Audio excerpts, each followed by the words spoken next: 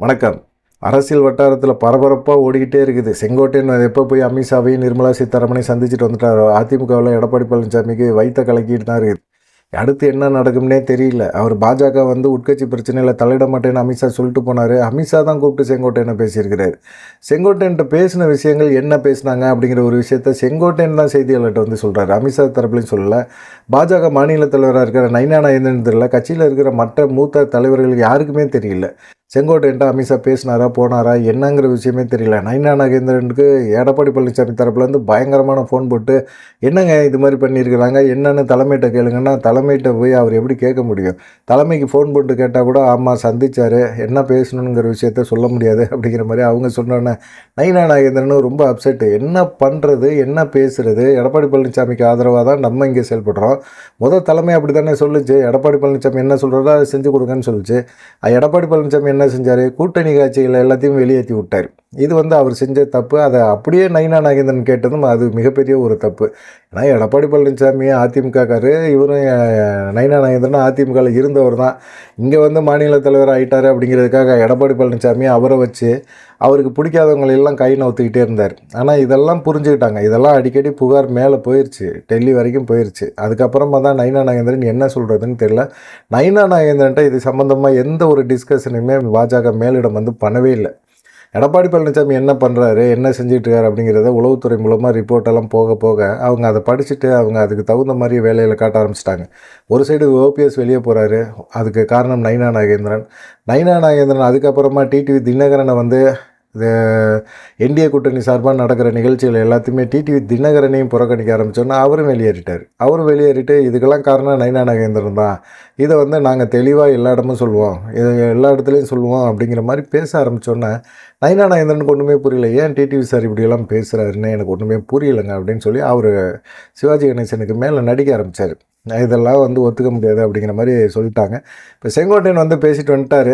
பேசினு ஏன் சந்திச்சிங்க? கட்சியிலேருந்து ஒரு பதவியை பறித்து எடப்பாடி பழனிசாமி அவரை டம்மி பீஸ் ஆக்கணும்னு நினைக்கும் போது அந்த டம்மி பீஸை எதுக்காக நிர்மலா சீதாராமன் சந்தித்தாங்க, அமித்ஷா சந்தித்தாங்க.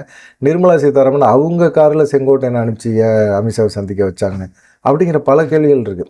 எடப்பாடி பழனிசாமி டெல்லி போன போது கூட அமித்ஷாவை சந்திக்கிறதுக்கு 3 கார் டக்குன்னு மாறி போனார். யாரும் முக்கியமான அமைச்சர்களோட காரில் எல்லாம் போகல.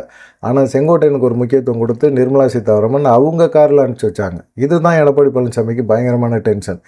அப்போ ஏதோ ஒன்று பாஜக மேலிடம் நினைக்குது அப்படிங்கிற மாதிரி எண்ணம் இருக்குது. இப்போ துணை ஜனாதிபதி தேர்தல் சிபி ராதாகிருஷ்ணன் வெற்றி பெற்றிருக்காரு. வெற்றி பெற்ற இந்த இதுக்கு செங்கோட்டையன் ஒரு அறிக்கை கொடுத்துருக்கிறாரு. அந்த அறிக்கை லெட்டர் பேடில் அந்த அறிக்கையை விட்டுருக்காரு. அந்த அறிக்கையில் செங்கோட்டையன் ஈரோடு கோபிச்செட்டிப்பாளையம் எம்எல்ஏ அப்படின்னு தான் போட்டிருக்காரு, அதிமுக அப்படின்னு போடலை. சிபி ராதாகிருஷ்ணனுக்கு வாழ்த்து தெரிவிச்சிருக்கிறார். வாழ்த்து தெரிவித்த அந்த விஷயத்துலேயே செங்கோட்டையன் இப்படி லெட்டர் பேடு போட்டிருக்காரு அப்படின்னா அதிமுக அப்படிங்கிற ஒரு விஷயத்தை ஏன் போடலை அப்படின்னு கேள்வி எழுப்புனா, அதிமுகங்கிற கட்சி இந்த தேர்தலில் முழுசாக இருக்குமா, இல்லை அழிச்சிருவாங்களா, இல்லை அதிமுக கட்சியை முடக்கிடுவாங்களா, சின்னம் இருக்காதா அப்படிங்கிற மாதிரி ஒரு சூழ்நிலை இப்போ உருவாக போகுது அப்படிங்கிறத மறைமுகமாக செங்கோட்டையன் எடப்பாடி பழனிசாமிக்கு உணர்த்திருக்கிறார். ஒருங்கிணைந்த அதிமுக உருவாகணும். ஒருங்கிணைந்த அதிமுக உருவானால் மட்டும்தான் அதிமுக திமுக எதிர்த்து செயல்பட முடியும் அப்படிங்கிறதுல சொல்லியிருக்காங்க.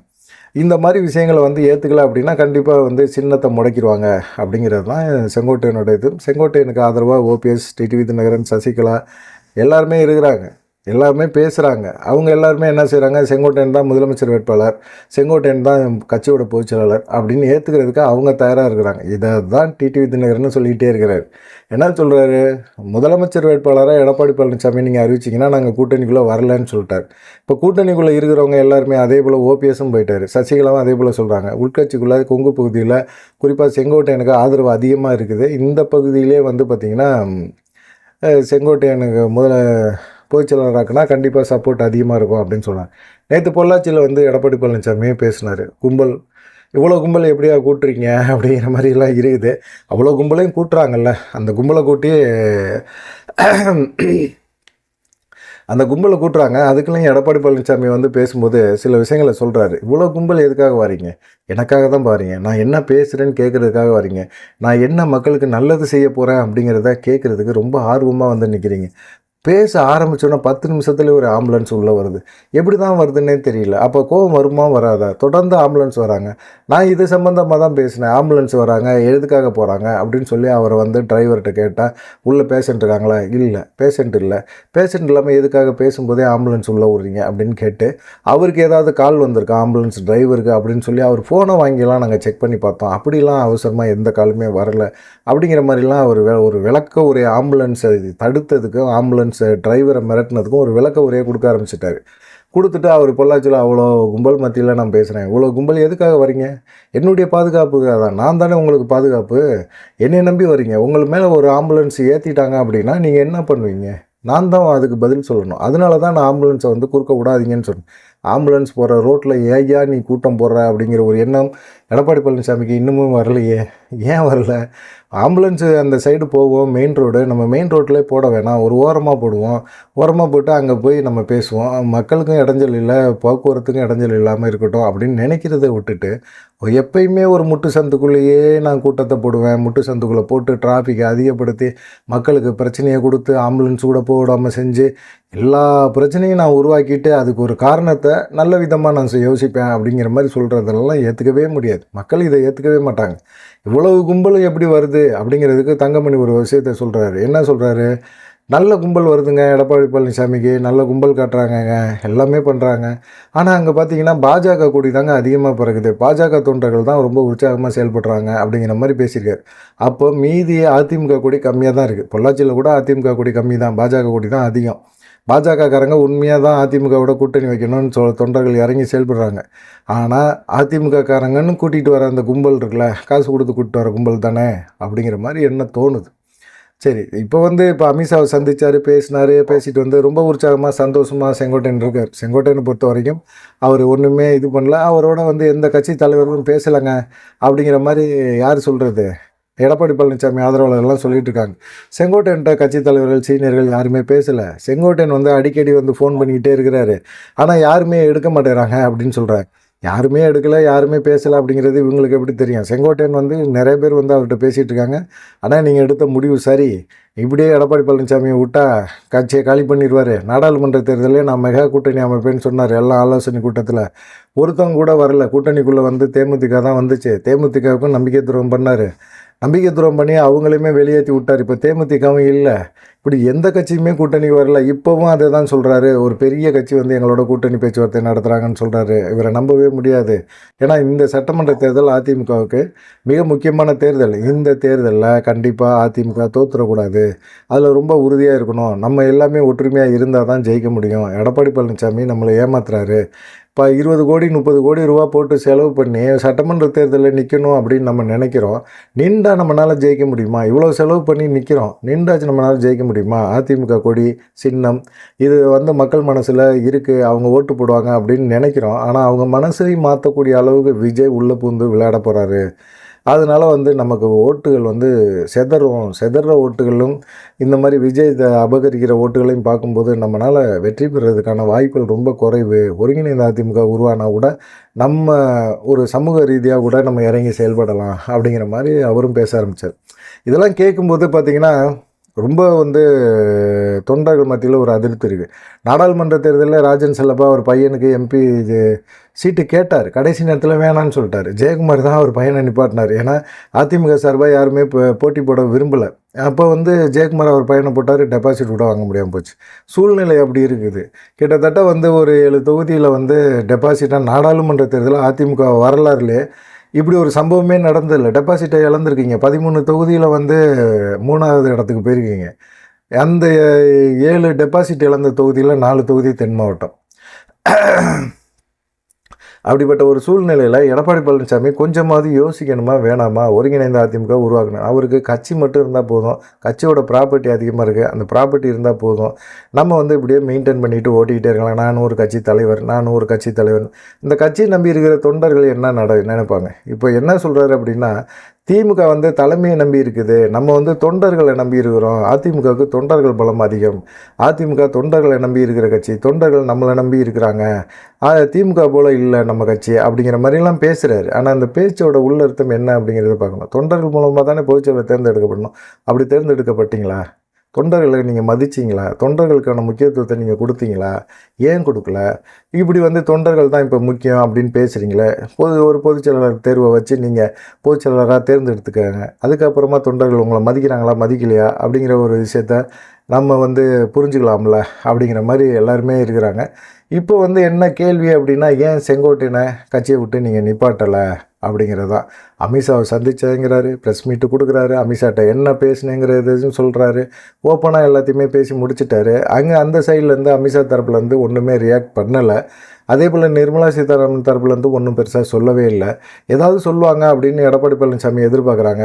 எடப்பாடி பழனிசாமி எதிர்பார்க்குற அளவுக்கு அங்கிட்டு ஒன்றும் நடக்கலை. அவருக்கு தெரிஞ்சதெல்லாம் நயினா நாகேந்திரன் தான். நயினா நாகேந்திரனுக்கு ஃபோனை போட்டு என்ன தான்ப்பா பேசினாங்க, என்ன தான்ப்பா செங்கோட்டையனுக்கு அசைன்மெண்ட் கொடுத்துருக்காங்க, ஏன்ப்பா இப்படி பண்ணுறாங்க, அதிமுக பாஜக கூட்டணி உறுதியாயிடுச்சு, நானும் அவங்க சொல்கிறத சொல்கிறேன், அதுக்கப்புறமும் திரும்பவும் நீங்கள் ஏன் இப்படியே பண்ணுறீங்க அப்படிங்கிற ஒரு விஷயத்த வந்து எடப்பாடி பழனிசாமி நயினா நாகேந்திரனுக்கு பேசியிருக்கிறார், கோவப்பட்டிருக்கிறார்.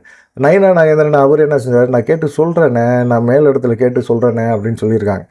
அங்கே மேலிடம் என்ன சொல்லியிருக்கு அப்படின்னா, கூட்டணி ஆட்சி அப்படிங்கிறத நம்ம சொல்லிட்டு வந்துட்டோம், அதுக்கு ஓகே சொல்லிட்டாரு. அப்புறம் கூட்டணி ஆட்சிக்கு ஒரு இதெல்லாம் பேசினார், பஞ்சாயத்து மாதிரி பேசினார்.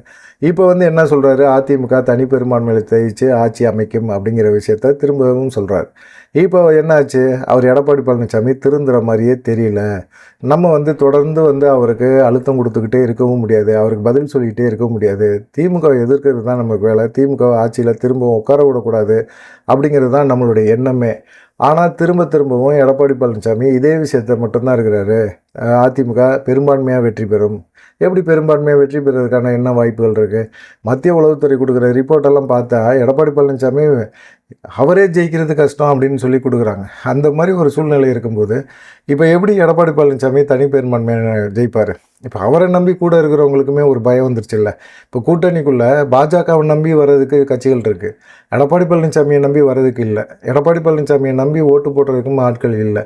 இப்படிப்பட்ட ஒரு சூழ்நிலையில் எடப்பாடி பழனிசாமி இதெல்லாம் புரிஞ்சுக்கிட்டு நடந்துக்கிறாரா அப்படிங்கிற ஒரு கொஸ்டின் தான் எல்லாத்துக்குமே வருது. ஆனால் வந்து இவர் எடப்பாடி பழனிசாமி என்ன நினைக்கிறாரு அப்படின்னா, என்ன நடந்தாலும் சரி தொண்டர்கள் வந்து அதிமுகவுக்குன்னு இருக்கிறவங்க அதிமுகவுக்குன்னு ஓட்டு போடுவாங்க அப்படின்னு சொல்கிறாங்க. ஜெயலலிதா மறைஞ்ச போது பார்த்திங்கன்னா 44% இருந்த வாக்கு இன்றைக்கி 20% குறைஞ்சிருக்கு. கிட்டத்தட்ட 24% வாக்குகள் வந்து பிரிஞ்சிருக்கு. அப்போ விஜய் கட்சி ஆரம்பிக்கலை, கட்சி தேர்தலையும் சந்திக்கலை. ஆனால் இப்போ 2026 அவர் கட்சி ஆரம்பித்தாச்சு, தேர்தலை சந்திக்க போகிறாரு. அப்படிப்பட்ட ஒரு சூழ்நிலையில் இந்த 20% வாக்குகள் நமக்கு கிடைக்குமா அப்படிங்கிறத எடப்பாடி பழனிசாமி ஏன் யோசிக்க மாட்டேங்கிறாரு அப்படிங்கிற மாதிரி ஒரு எண்ணம் எல்லாத்துக்குமே இருக்குது. செங்கோட்டையன் வந்து இதில் வந்து செங்கோட்டையன் தலைமை பதவியை ஏற்றுக்கிட்டாலும் சரி, செங்கோட்டையனை முதலமைச்சர் வேட்பாளராக ஏற்றுக்கிட்டாலும் சரி, மக்கள் மத்தியில் தொண்டர்கள் மத்தியில் அதுவும் குறிப்பாக கொங்கு பெல்ட்டில் கொஞ்சம் வாய்ப்புகள் அதிகமாக இருக்குது. கொங்கு பகுதியில் எடப்பாடி பழனிசாமியோட செங்கோட்டையனுக்கு செல்வாக்கு அதிகமாக இருக்குது அப்படிங்கிற மாதிரி ஒரு எண்ணம் எல்லாத்துக்குமே இருக்குது. ஏன் வந்து நிர்மலா சீதாராமன் செங்கோட்டையனை பயன்படுத்தி வந்து அவங்க இந்த மாதிரி ஒரு பிரச்சனையை பஞ்சாயத்தை உருவாக்குறாங்க அப்படிங்கிற மாதிரி எல்லாருமே கேள்வி கேட்குறாங்க. தமிழ்நாட்டில் நடக்கிற அரசியல்லே இப்போ குறிப்பாக பார்த்திங்கன்னா செங்கோட்டையனை வச்சு தான் எடப்பாடி பழனிசாமியை கூட்டணிக்குள்ளே கொண்டு வந்தாங்க. செங்கோட்டையனை வேலுமணி ஏற்கிறாரு. வேலுமணி மூலமாக தான் செங்கோட்டையன் வந்து அமித்ஷாவை போய் சந்திக்கிறாரு, அமித்ஷாவோட பேசுகிறாரு, நிர்மலா சீதாராமனோட பேசுகிறாரு. பேசிவிட்டு அதுக்கப்புறமா செங்கோட்டையனை நீங்கள் இண்டிவிஜுவலாக நீங்கள் பாஜக மேலிடத்தோடு பேசுங்க, நான் எடப்பாடி பழனிசாமி கூட இருக்கிறேன், எடப்பாடி பழனிசாமி கூட நம்பகத்தகுந்த நபராக நான் கூடவே சுற்றுறேன், அவர் என்ன நினைக்கிறாரு, என்ன பண்ணுறாரு, அவர் என்ன ஆலோசனை பண்ணுறாரு அப்படிங்கிற விஷயத்த உங்களுக்கு சொல்கிறேன். இந்த லாஜிக்கை நம்ம புரிஞ்சுக்கிட்டு என்ன செய்யணும், நீங்கள் டக்குன்னு உங்களுக்கு சொல்லும்போது நீங்கள் அங்கிட்டு போய் மூவ் பண்ணுங்கள் அப்படின்னு சொல்லி. இப்போ ஒருங்கிணைந்த அதிமுகவுக்கு எடப்பாடி பழனிசாமி எந்த சூழ்நிலையும் ஒத்துக்க மாட்டேன் அப்படின்னு சொல்லிட்டாரு. அதை வந்து வேலுமணி செங்கோட்டையன்ட்ட சொல்லியாச்சு. ஒருங்கிணைந்த அதிமுக இருந்தால் தான் ஜெயிக்க முடியும், ஜெயிக்க முடியாது அப்படிங்கிற ஒரு சூழ்நிலையில் என்ன பண்ண முடியும், அதை தான் வந்து செங்கோட்டையன் போய் அங்கே பேசியிருக்கிறார். ஆனால் தமிழ்நாடு அரசியலே வந்து வேறங்க. தமிழ்நாடு அரசியலில் இருக்க தமிழ்நாட்டு மக்களுக்கு வந்து அதிமுக திமுக இதை தாண்டி வேறு கட்சிகள்லாம் ஓட்டு போட மாட்டாங்க அப்படின்னு இவங்க சொல்கிறாங்க. எப்படி சொல்லுவீங்க? இப்போ தமிழக வெற்றி கழகத்துக்கு ஓட்டு போட்டாங்கன்னா நீங்கள் என்ன பண்ண போகிறீங்க? தமிழக வெற்றி கழகத்துக்கு விஜய்க்கு மாசு இருக்குது, அந்த கும்பலை பார்க்கும்போதே தெரியுது. கும்பல் காட்டுறவங்க எல்லாமே ஓட்டாக விழுந்துருமா அப்படின்னா, இப்போ எடப்பாடி பழனிசாமிக்கு வர கும்பல்லாம் ஓட்டாக விழுந்துருமா அப்படிங்கிற ஒரு கேள்வியும் கேட்பாங்கள்ல. அவங்களுக்கு இறங்குவாங்க. கிட்டத்தட்ட அவங்க வந்து எடப்பாடி பழனிசாமியோட கூட்டணி வைக்கிறதுக்கான வாய்ப்பே இல்லை அப்படின்னு சொல்கிறாங்க. அதுக்கு என்ன சொல்கிறாங்க அப்படின்னா, எங்களுக்கு வந்து நாங்கள் இது வரைக்குமே தேர்தலை சந்திக்கலைங்க. அதிமுக சொல்கிற மாதிரி தேர்தலை சந்திக்கலைங்க. நாங்கள் எடுத்த சர்வே பிரகாரம் 25% வாக்குகள் வாங்க முடியும் அப்படிங்கிற ஒரு நம்பிக்கை எங்களுக்கு இருக்குங்க. ஆனால் இப்போ எடப்பாடி பழனிசாமி இத்தனை வருஷமாக ஒரு 50 ஆண்டு கால தேர்தலை சந்தித்த அந்த அரசியல், அந்த அதிமுக இன்றைக்கி 20% தான் இருக்குது. நாங்கள் முதல் தேர்தலை சந்திக்கிற நாங்களே கிட்டத்தட்ட நாங்கள் 25% பெறுவோம் அப்படிங்கிற ஒரு நம்பிக்கை இருக்குது. அப்போ யாரோடைய ஓட்டு வங்கி மொத்தமாக காலியாகுது அது வந்து தெரிஞ்சிருச்சு. அது அதிமுக ஓட்டு வங்கி அப்படிங்கிறது இருந்திருக்கு. அதிமுக ஓட்டு வங்கியை தான் குறி வச்சு அவருமே களத்தில் இறங்குறாரு. திமுக பொறுத்த வரைக்கும் ரொம்ப ஜாலியாக இருக்கிறாங்க அப்படிங்கிறது தெளிவாக தெரியுது. பார்க்கலாம் என்னென்ன நடக்க போகுது அப்படிங்கிறத. இதில் வந்து குறிப்பாக என்னன்னு கேட்டிங்கன்னா, இவருமே வந்து எல்லாருமே வந்து ஒரு சைடு வந்து எடப்பாடி பழனிசாமி வந்து திமுக வந்து ஒரு அட்டாக் பண்ணுறார். திமுக உதயகுமார் கூட சொல்கிறார், திமுக தான் வந்து இதுக்கு பின்னணியிலேருந்து செங்கோட்டையனை இயக்குது அப்படிங்கிற மாதிரி அவரும் பேச ஆரம்பித்தார்.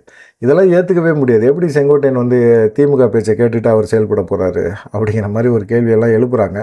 உதயகுமாருக்கு ஒரு பதிலடி கொடுக்கும்போது கூட செங்கோட்டையன் கொஞ்சம் ஆவேசப்பட்டார். அவங்க அம்மா இறந்து கிடக்குறாங்க, அதை போய் பார்க்க சொல்லுங்கள், அதை விட்டுட்டு செய்தியாளர் சந்திக்கிறேன், எடப்பாடிக்கு முட்டு கொடுக்குறேன்லாம் வர வேணாம், போக சொல்லுங்கள் அப்படின்னு சொல்லிட்டு அப்புறமா சாயந்தரம் செய்தியாளர் சந்திக்கும் போது அவங்க அம்மா இறந்து கிடக்குறாங்க, ஒரு இரங்கல் தெரிவிக்கணும், தேவையில்லாமல் அவர் நல்ல நண்பர் தான், அவர் பேசுகிறது கொஞ்சம் கூட பிடிக்கல, அதனால கொஞ்சம் கோவப்பட்டேன் அப்படிங்கிற மாதிரி சாயந்தரமே கொஞ்சம் மாற்றி பேசிட்டார். ஆனால் ஜெயக்குமார் போன்ற ஆள்கள்லாம் முட்டு கொடுக்குறனால தான் இவர் கொஞ்சம் உதயகுமார் போன்ற ஆட்கள் முட்டு கொடுக்குறனால தான் கொஞ்சமாக எடப்பாடி பழனிசாமிக்கு கொஞ்சம் தெனாவுட்டு அதிகமாக இருக்குது அப்படிங்கிற மாதிரி தெரியுது. உதயகுமார்லாம் ஜெயிப்பாராங்கிறதே டவுட்டு. திருமங்கலம் தொகுதியில் எப்படி ஜெயிக்க போகிறாருங்கிறது அவருக்கே பயம் இருக்குது, உள்ளூர பயம் இருக்குது.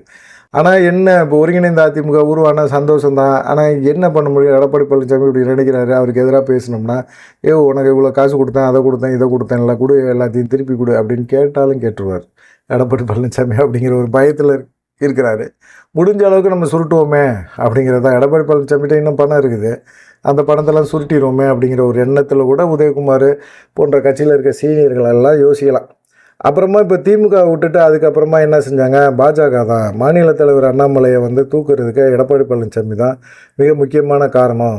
அதனால் பாஜக வந்து என்ன செய்கிறாரு, அண்ணாமலை என்ன செய்கிறாரு, அதிமுகவை அழிக்கணும் அப்படிங்கிற ஒரு முடிவுக்கு வந்து தான் கூட்டணி கட்சியில் இந்த ஓபிஎஸ், டிடிவி தினகரன் எல்லாத்தையுமே வெளியேற்றினார். இப்போ வந்து செங்கோட்டையனை திருப்பி விட்டார் அப்படின்னு சொல்கிறாங்க. நிர்மலா சீதாராமனுக்கும் அண்ணாமலைக்குமே ஆகிறது கிடையாது. நிர்மலா சீதாராமன் தான் இப்போ செங்கோட்டையனை இயக்குறாங்க அப்படின்னு ஒரு பேச்சு இருக்கும்போது எப்படி இதில் வந்து அண்ணாமலை பேச்சை கேட்டு செங்கோட்டையன் செயல்படுறதுக்கான வாய்ப்புகள் இருக்குது? அதெல்லாம் கிடையாது. இது உட்கட்சி பிரச்சனை. இது உட்கட்சிக்குள்ளே ரொம்ப நாள் ஓடிக்கிட்டு இருக்க பிரச்சனை. அந்த பிரச்சனைக்குள்ளே அண்ணாமலை வந்து இறங்கலை. எதுக்கு எடுத்தாலும் அண்ணாமலை குற்றச்சாட்டை எடப்பாடி பழனிசாமி தரப்பு வந்து வைக்கிறது வந்து ஏற்றுக்கவே முடியாது. ஏன்னா அண்ணாமலைக்கும் வந்து கொங்கு பகுதியில் மிகப்பெரிய ஒரு செல்வாக்கு இருக்குது. அந்த செல்வாக்குனால தான் பாஜகவோட கூட்டணி வச்சிருக்கிறார் எடப்பாடி பழனிசாமி. அண்ணாமலை ஆதரவு வேணும் அப்படிங்கிற எண்ணம் அவருக்கும் இருக்குது. அண்ணாமலையை வந்து அமித்ஷா வந்து சமரசம் பண்ணி வச்சு அண்ணாமலை எடப்பாடி பழனிசாமி தான் முதலமைச்சர் வேட்பாளர் அப்படின்னு பேசுங்க அப்படின்னு சொல்ல வச்சார். பேசினார், அவரும் பேசினார். பேசின பிறகு இவ்வளோ பெரிய உள்ளடி வேலை நடக்குதே அப்படிங்கிற மாதிரி எடப்பாடி சந்தோஷம் கொஞ்ச நேரம் கூட இல்லை. இப்போ எடப்பாடி பழனிசாமிக்கு சிக்கலே என்னன்னா, முதலமைச்சர் வேட்பாளர் அவர் கிடையாது, அவர் இல்லை. அப்படி இருந்தார் அப்படின்னு அமித்ஷா சொன்னார் அப்படின்னா கண்டிப்பாக பாஜக அதிமுக கூட்டணிக்குள்ளே யாருமே பெருசாக வரப்போகிறது இல்லை. அந்த கட்சி வந்து கண்டிப்பாக திமுக வந்து ஈஸியாக ஜெயிச்சிரும், அந்த கட்சியை தோற்று போயிடும் அப்படிங்கிறதெல்லாம் உறுதியாக இருக்கிறாங்க. ஆனால் அண்ணாமலையை பொறுத்த வரைக்கும் இப்போவும் அதே தான், ஒரே எய்ம் அதே தான். அவர் சொல்கிறது திரும்ப திரும்ப சொல்கிறது அதுதான். நாங்கள் பாஜக அப்படிங்கிற ஒரு கட்சி வந்து தனித்து தான் போட்டி போடணும், பாஜக தலைமையில் ஒரு கூட்டணியை உருவாக்கணும், இதை தான் நாடாளுமன்ற தேர்தலையும் நான் செஞ்சேன், அதனால தான் 18% வாக்குகளை வாங்க முடிஞ்சுது. இல்லை 2026 வந்து அதிமுக வந்து பாஜக வந்து தமிழ்நாட்டை பிடிச்சிரும், ஆட்சி அமைச்சிரும் அப்படின்லாம் சொல்ல நாங்கள் விரும்பவே இல்லை. அப்படி ஆட்சி அமைக்கவே முடியாது. ஆனால் 2026 மிகப்பெரிய ஒரு தாக்கத்தை பாஜக தலைமையிலான கூட்டணி உருவாக்கும் அப்படிங்கிறதுல ரொம்ப உறுதியாக இருக்கிறேன். அதிமுக நம்பி நம்ம போக வேண்டிய அவசியம் இல்லை. அதுவும் குறிப்பாக எடப்பாடி பழனிசாமியை நம்பி நம்ம போக வேண்டிய அவசியமே கிடையாது. இப்போ எடப்பாடி பழனிசாமி கண்டிப்பாக முதுகில் குத்துவார் அப்படிங்கிற விஷயத்தை வந்து அழுத்தம் திருத்தமாக சொல்கிறார். அதுக்காக தான் எடப்பாடி பழனிசாமி தலைமை மாற்றம் அப்படின்னு ஒன்று கொண்டு வந்தார். அவரும் நயினா நாகேந்திரன் வந்தார். எடப்பாடி பழனிசாமிக்கு புல் ஜால்ரா போட்டார். ஜால்ரா போட்ட பிறகு இப்போ பார்த்தீங்கன்னா எல்லாருமே நயினா நாகேந்திரன் மேலே கூட்டணி கட்சிகள் எல்லாமே கோவப்பட ஆரம்பித்தோன்னே இப்போ நயினா நாகேந்திரன் அமித்ஷாவை சந்திக்க போகிறார், வர சொல்லியிருக்காரு. வர சொல்லி நயினா நாகேந்திரனுக்கு ஏற்கனவே ஃபோனில் டோஸ் விட்டாச்சு. இப்போ நேராக கூப்பிட்டு வச்சு பேச போகிறாங்க. பேசும்போது நயினா நாகேந்திரன் சொல்ல போகிற ஒரே விஷயம் என்னென்னா, என்னை விட்டுருங்க, என் தலைவர் பதவியே வேணாம் எனக்கு, நான் வந்து சாதாரண ஒரு தொண்டராகவோ உறுப்பினராகவோ இருந்துறேன். மாநில தலைமை பதவியே எனக்கு வேணாம். என்னால் முடியல. எல்லாருமே என்னையவே குற்றச்சாட்டு சொல்கிறாங்க. எனக்கு என்ன செய்கிறதுன்னே எனக்கு ஒன்றுமே புரியல. அப்படிங்கிற மாதிரி அவர் சொல்ல போகிறாரு அப்படிங்கிற மாதிரி சொல்கிறாங்க. ஆனால் இந்த தரப்பில் அண்ணாமலை என்ன சொல்கிறாரு, எனக்கு பாஜக கட்சி தான் மிக முக்கியம். அந்த கட்சியோட வளர்ச்சி தான் எனக்கு முக்கியம். அந்த கட்சி வளர்ச்சிக்காக என்ன செய்யணுமோ அதை நான் செஞ்சுக்கிட்டு தான் இருப்பேன் அப்படிங்கிறத திரும்பவும் சொல்கிறார். இப்போ தலைமை மாற்றம் அப்படிங்கிறது கண்டிப்பாக நடக்கும். அண்ணாமலை திரும்பவும் பாஜக மாநில தலைவராக வர்றதுக்கான வாய்ப்புகள் அதிகமாக இருக்குது அப்படிங்கிற மாதிரி சொல்கிறாங்க. பார்க்கலாம். அண்ணாமலை வந்து பாஜக கட்சி வளர்ச்சிக்காக தான் பாடுபட்டார் அப்படிங்கிறது எல்லாத்துக்கும் தெரியும். எடப்பாடி பழனிசாமி சொல்லி தான் அமித்ஷா மாற்றினார். அது மாற்றின பிறகு பார்த்திங்கன்னா நயினா நாகேந்திரன் வந்த பிறகு எடப்பாடி பழனிசாமி பேச்சை கேட்டு அண்ணாமலைக்கு முக்கியத்துவம் கொடுக்கல, ஓபிஎஸ்க்கு முக்கியத்துவம் கொடுக்கல, டிடிவி தினகரனுக்கு முக்கியத்துவம் கொடுக்கல. இப்படி தொடர்ந்து வந்து எடப்பாடி பழனிசாமி சொல்கிறத வந்து செயல்படுறதுக்கு பாஜக கிடையாது. பாஜக வேறு. பாஜகவுக்கும் அதிமுகவுக்கும் கொள்கை வேறுபாடுகள் நிறைய இருக்குது. எடப்பாடி பழனிசாமி பேச்சை ஏன் நயினா நாகேந்திரன் கேட்கணும் அப்படிங்கிற ஒரு மூடுக்கு இப்போ போயிட்டாங்க. இதனால் பார்த்திங்கன்னா நயினா நாகேந்திரன் தன்னுடைய கட்சி பதவியை ராஜினாமா பண்ணுவார். செங்கோட்டையன் வந்து ஒரு பூகம்பத்தை, ஒரு பிரச்சனையை பூதாகரமாக்கி விட்டார். அதனால் பார்த்திங்கன்னா இப்போ அதிமுகவுக்குள்ளே ஒரு உட்கட்சி பிரச்சனை மிகப்பெரிய அளவில் இருக்குது. கண்டிப்பாக கட்சி உடையும் அப்படிங்கிற ஒரு நம்பிக்கையில் எல்லாருமே இருக்கிறாங்க. தேர்தல் நெருக்கத்தில் எடப்பாடி பழனிசாமி பல கோடிகளை இறைச்சி பிரச்சாரம்லாம் பண்ணிட்டாரு, கும்பலெல்லாம் காட்டிட்டாரு. இந்த கும்பலை பார்த்துட்டு திமுக பயந்துருச்சு அப்படின்னு அவர் மட்டும்தான் நினைக்கிறார். மற்ற யாருமே நினைக்கல, பெருசாக நினைக்கல. இந்த கும்பல் எதுக்காக வந்துச்சு அப்படிங்கிறது எல்லாத்துக்கும் தெரியும். திமுக ஏன் பயப்பட போகுது? திமுக பயப்படுறதுக்கு வேலையே கிடையாது. இதை விட பல மடங்கு கூட்டத்தை இப்போ கரூரில் செந்தில் பாலாஜி கூட்ட போகிறாரு. இப்படி ஒவ்வொரு விஷயங்களும் நடக்கும்போது எடப்பாடி பழனிசாமி யோசிக்கணும். ஒருங்கிணைந்த அதிமுக வந்து கண்டிப்பாக வந்து வெற்றி பெறுமா அப்படிங்கிற சந்தேகம்தான். ஆனால் ஒருங்கிணைந்த அதிமுக வந்து திமுகவுக்கும் ஒரு டஃப்பாக கொடுக்கும். ஆனால் ஒருங்கிணைந்த அதிமுக கண்டிப்பாக செயல்பட்டால் திரும்பவும் ஆட்சி அமைக்கிறதுக்கான வாய்ப்புகள் இருக்குது. அந்த வாய்ப்புகளை ஏற்படுத்தி கொடுக்கறதுக்கு எடப்பாடி பழனிசாமி தாமதிக்கிறது தான் தவறு அப்படிங்கிறது தான் செங்கோட்டையன் இது. அதனால தான் 10 நாள் கெடு கொடுத்தாரு. சீக்கிரமாக வந்து ஒருங்கிணைஞ்சு எல்லாருமே டக்கு புக்குன்னு சேர்ந்து தொண்டர்களை உற்சாகப்படுத்தி நிர்வாகிகளை சந்தோஷப்படுத்துகிறேன் அப்படிங்கிற ஒரு எண்ணத்தை தாண்டி தொண்டர்களோட மனநிலையை புரிஞ்சுக்கிட்டு எடப்பாடி பழனிசாமி செயல்படணும் அப்படிங்கிற ஒரு விஷயத்தை தான் செங்கோட்டையன் சொல்லியிருக்காரு. செங்கோட்டையன் ஆசைகள் நிறைவேறும். ஏன்னா 5ஆம் தேதி பேசியிருக்காரு. 15ஆம் தேதி 10 நாள் கொடுத்த கெடு அதுதான். 15ஆம் தேதியிலேருந்து செங்கோட்டையன் வந்து சில செய்தியாளர்களை சந்தித்து பேசுவார் அப்படிங்கிற எண்ணம் எல்லாத்துக்குமே இருக்குது. பார்க்கலாம் என்ன நடக்கும் அப்படின்னு சொல்லி. விரைவில் வந்து ஒரு மிகப்பெரிய ஒரு பஞ்சாயத்து பாஜகவுக்குள்ளே இருக்குது. எப்படி அதிமுகவுக்குள்ளே அமித்ஷா இறங்கி பேசுவார் அப்படின்னு கேட்கலாம். பேசுவார். நன்றி, வணக்கம்.